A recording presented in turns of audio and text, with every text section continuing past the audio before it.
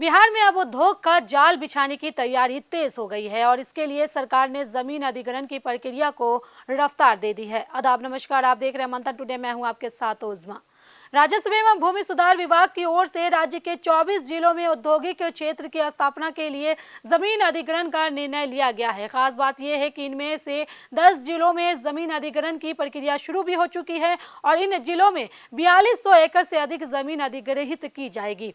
यानी आने वाले समय में बिहार के कई जिलों में नए औद्योगिक क्षेत्र विकसित किए जाने की तैयारी है। विभागीय अधिकारियों के अनुसार 7 निश्चय के तहत उद्योग के लिए जमीन का अधिग्रहण किया जा रहा है। सरकार का मकसद है कि राज्य में उद्योग के लिए पर्याप्त जमीन उपलब्ध हो, नए उद्योग स्थापित हो और इसके साथ ही रोजगार के नए अवसर भी पैदा हो। जिन 10 जिलों में जमीन अधिग्रहण की प्रक्रिया शुरू की गई है, वहां विभाग ने जमीन का रकबा तय करने के साथ ही अधियाचना भी भेज दी है। इसके अलावा सामाजिक प्रभाव के अध्ययन का काम भी पूरा कर लिया गया है। जमीन अधिग्रहण से जुड़ी अधिसूचना भी जारी हो चुकी है। अब आगे की प्रक्रिया के तहत जमीन के मालिकों और रैयतों से जुड़े दावों और आपत्तियों का निपटारा किया जाएगा। भागलपुर और दरभंगा में तो अधिसूचना जारी होने के 60 दिनों के बाद अधिघोषणा यानी कि दावा आपत्तियों के बाद जमीन अधिग्रहण को कंफर्म करने की प्रक्रिया भी पूरी हो चुकी है। इसके बाद पंचायत की प्रक्रिया होगी, जिसमें यह तय किया जाएगा कि अधिग्रहित होने वाली जमीन किन किन रैयतों की है और किस जमीन के बदले किस व्यक्ति को कितनी राशि का भुगतान किया जाना है।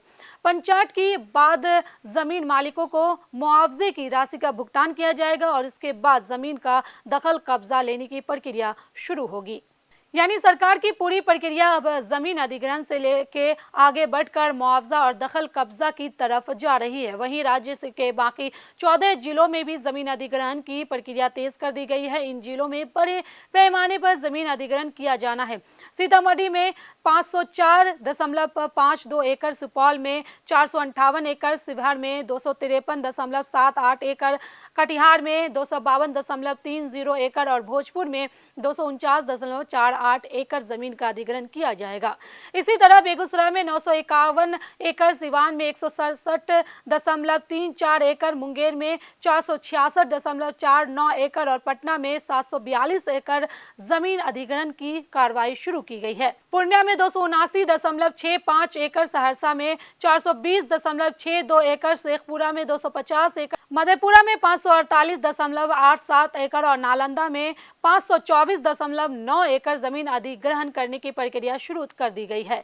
इन जिलों में भी अधिसूचना जारी होने के बाद तय समय सीमा के अनुसार अधिघोषणा की जाएगी। इसके बाद रैयतों को मुआवजा का भुगतान होगा और फिर जमीन का दखल कब्जा लिया जाएगा। अब जरा उन जिलों पर भी नजर डालते हैं जहां जमीन अधिग्रहण का रकबा काफी बड़ा है। वैशाली में उद्योगों के लिए 1234.45 एकड़ जमीन का अधिग्रहण किया जाना है। यह आंकड़ा अपने आप में काफी बड़ा है और इससे अंदाजा लगाया जा सकता है कि यहाँ औद्योगिक गतिविधियों को लेकर सरकार की कितनी बड़ी तैयारी है। मधुबनी में 712.94 एकड़, मुजफ्फरपुर में 700 एकड़ और रोहतास में 510.61 एकड़ जमीन अधिग्रहण की जाएगी। वहीं नालंदा में 524.9 एकड़, बेगूसराय में 991 एकड़ और पटना में 742 एकड़ जमीन अधिग्रहण की प्रक्रिया भी चल रही है।